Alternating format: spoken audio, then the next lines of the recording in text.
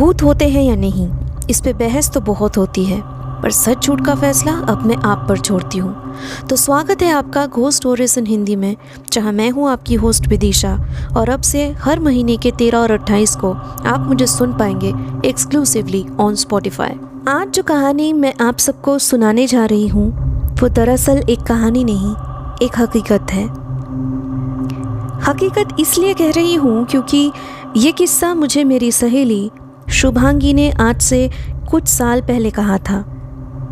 इस घटना को बताते हुए मैंने उसकी आंखों में वो सच्चाई देखी थी जो शायद मैंने उससे कभी भी उम्मीद नहीं की होगी।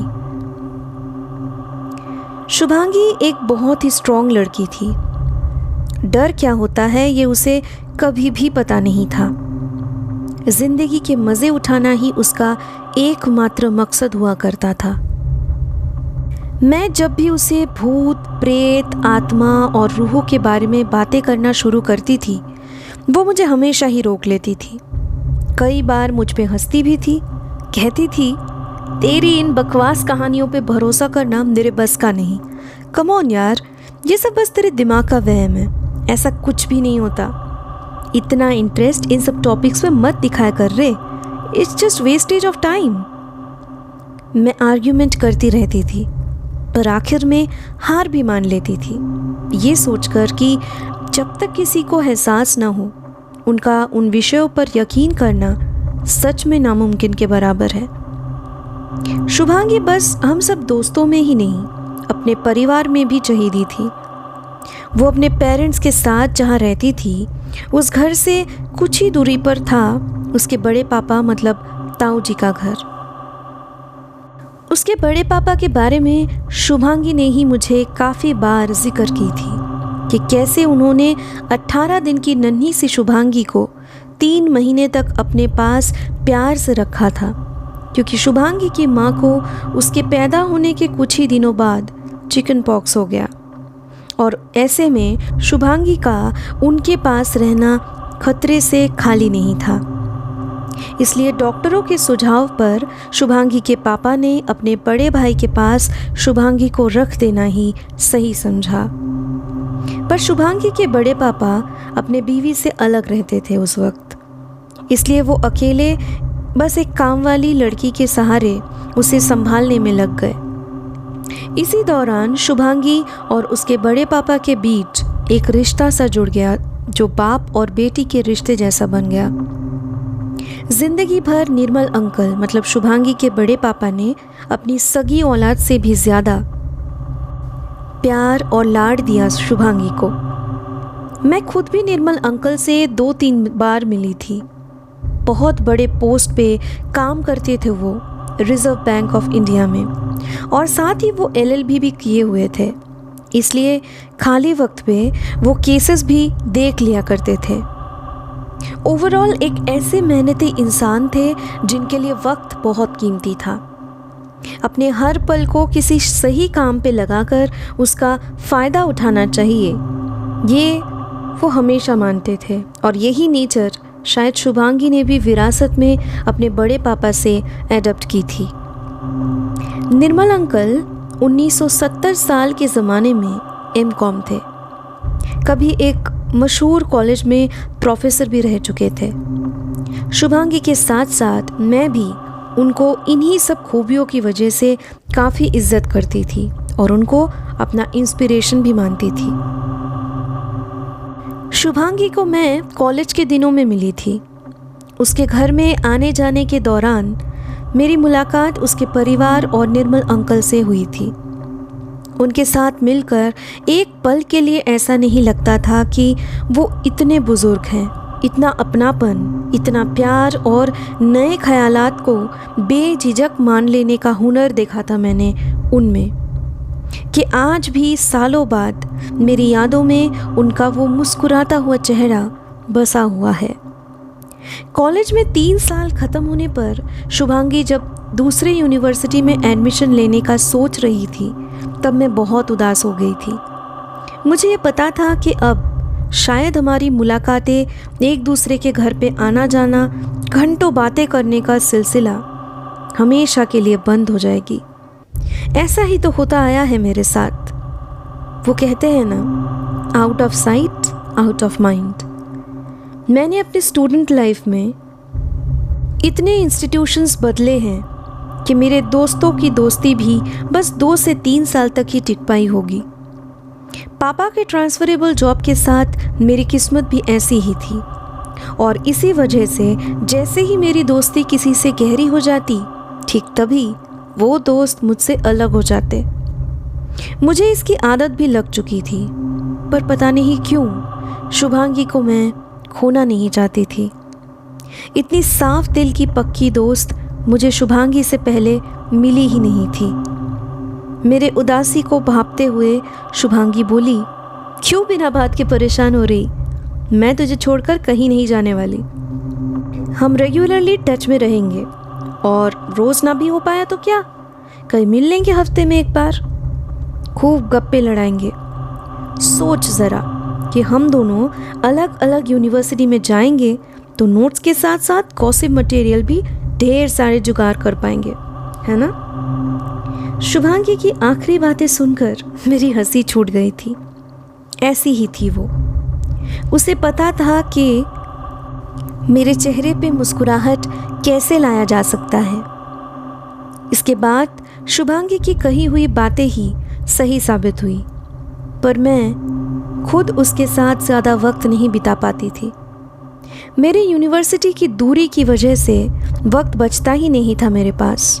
इसलिए शुभांगी जब मुझे हफ्ते में एक बार मिलने के लिए कॉल पे बुलाती कहीं पे, तो कई बार मैं हम दोनों के मिलने का वो प्लान आखिरी पल पे कैंसिल किया करती थी।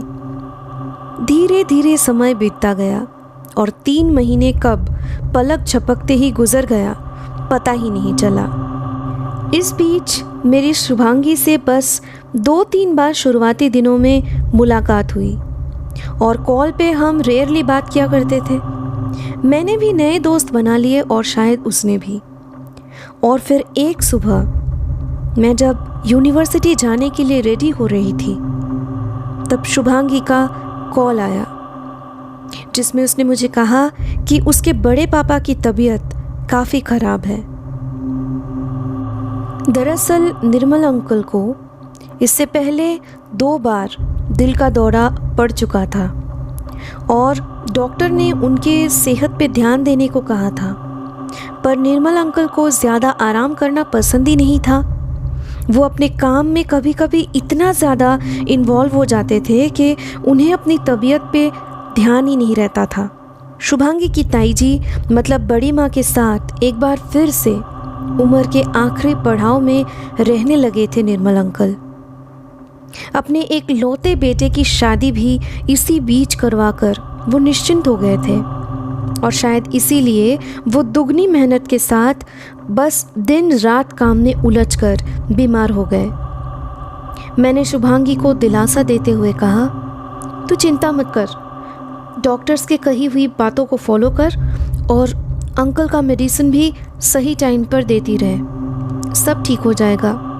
मैं इस वीक तेरे घर आती हूँ, फिर अंकल से भी मिलने जाऊँगी, ठीक है? पर मैं उनसे मिलने जाने से पहले ही उसी रात मुझे शुभांगी की माँ ने कॉल करके बताया कि निर्मल अंकल की मौत हो गई है, करीब 30 मिनट पहले। अगर मुझसे हो सके तो मैं तुरंत वहाँ पहुँच जाऊँ, क्योंकि शुभांगी का दिमागी हालत उन सबको ठीक नहीं लग रहा। मैं आंटी का कहा मानकर अपने पेरेंट्स के साथ कुछ ही वक्त में पहुँच गई निर्मल अंकल के घर, जहाँ उनको शमशान यात्रा पे ले जाने के लिए तैयार किया जा रहा था। थोड़ी ही दूरी पर शुभांगी के परिवार के लोगों को बैठा हुआ देखकर मेरे पेरेंट्स उसी तरफ चले गए, पर मेरी आंखें बस शुभांगी को ढूंढ रही थी। न जाने वो किस हालत में होगी। उसकी माँ के कहने के मुताबिक वो बिल्कुल भी ठीक नहीं है। मैं इधर उधर उसको ढूंढ ही रही थी कि तभी मेरी नज़र फर्स्ट फ्लोर के बैल्कनी पे पड़ी, और वहीं पे मुझे एक परछाई सी दिखाई दी। जहाँ तक मुझे पता था वो बैल्कनी निर्मल अंकल के रूम के बाहर की है। वो अक्सर अकेले उसी रूम पे रहा करते थे। और कभी कभी उस बैल्कनी में बैठे रहते थे। वो परछाई कहीं शुभांगी का तो नहीं?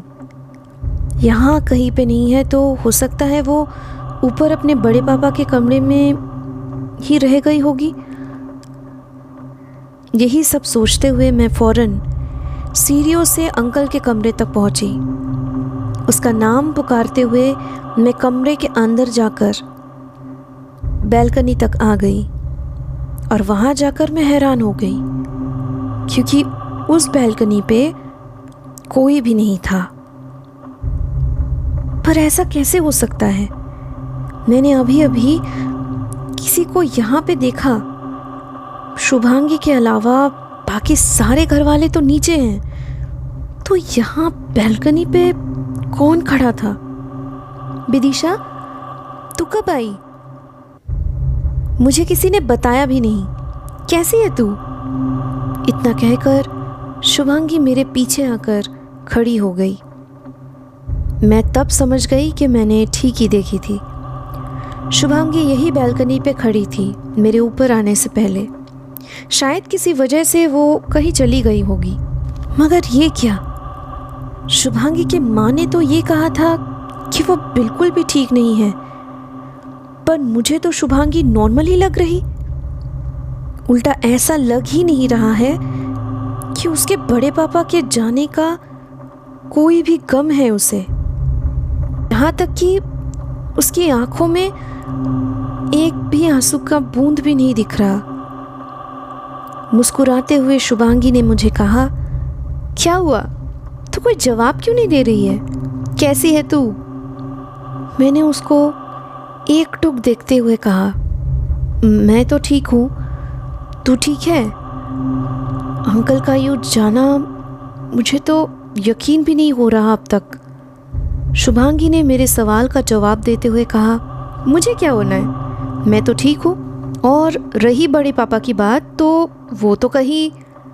इससे पहले कि शुभांगी अपनी बात पूरी करती, दरवाजे पर शुभांगी की भाभी मतलब निर्मल अंकल की बहू आकर बोली, विदिशा, शुभांगी, तुम दोनों को नीचे बुला रहे। अब सब निकलने वाले हैं शमशान यात्रा पर, जल्दी आना। शुभांगी और मैं सबके साथ नीचे आंगन पे सब कुछ देखते रहे। मुझे नहीं पता कि शुभांगी ऐसा वियर्ड क्यों बिहेव कर रही थी। उसकी आंखों में कोई दर्द नहीं, पर चेहरे पे एक हल्की सी मुस्कुराहट दिखी मुझे। कुछ दिनों तक रोज़ाना शुभांगी के पास आती जाती रही मैं। इस बीच मैंने गलती से भी शुभांगी को निर्मल अंकल के बारे में एक भी सवाल जवाब नहीं की। मुझे ऐसे लगा था कि जैसे उसे थोड़ा वक्त लगेगा सब कुछ मान लेने में, और शायद इसी वजह से अंकल के जाने पर उसे इतना बड़ा सदमा लगा है कि वो अपने आप में नहीं है। लेकिन मेरी सोच गलत साबित हुई जब कुछ दिनों बाद शुभांगी कुछ ऐसा बोलने और करने लगी जो सबके समझ से बाहर थी। शुरुआती दिनों में जब अंकल के डेथ के बाद वो अकेले अपने रूम पे घंटों बैठी रहती, तो उसके घर पे कोई भी ये शक नहीं करता था कि वो उसके रूम में वो किससे बात करती थी। किसी को ये लगता था कि वो मेरे साथ कॉल पे है और किसी और को कुछ और। पर उन सब का भ्रम तब टूटा जब एक रात शुभांगी करीब 12:30 बजे हंसते हुए अपने रूम पे दरवाज़ा बंद करके किसी से बात कर रही थी। शुभांगी की माँ गुस्से में दरवाज़ा अचानक खोलकर शुभांगी के रूम के अंदर पहुंची, तो उन्होंने देखा कि शुभांगी के हाथ में कोई भी मोबाइल नहीं है और ना ही उसके कमरे में कोई और है। उनको अचानक देखकर शुभांगी थोड़ा डिस्टर्ब्ड सी हो गई और बोली, ओह माँ, आप भी ना इतनी अच्छी स्टोरी के बीच में एंट्री मार लेते हो। उफ, जाइए अब यहाँ से। ये कहकर शुभांगी बिस्तर पे उसकी दूसरी तरफ मुड़कर बोली, हाँ बोलिए बड़े पापा, उसके बाद आपने क्या किया? मुझे सोच के ही हंसी आ रही है कि पापा इतने बुद्धू थे। ये थी आज की पैरानॉर्मल कहानी। आई होप आपको ये पसंद आई होगी। आज ही घोस्ट स्टोरीज़ इन हिंदी को स्पॉटिफाई पे फॉलो करें, जहां मैं आपके लिए लाऊंगी ऐसी कहानियाँ जो आपके डर के परिभाषा को बदल के रख देगी।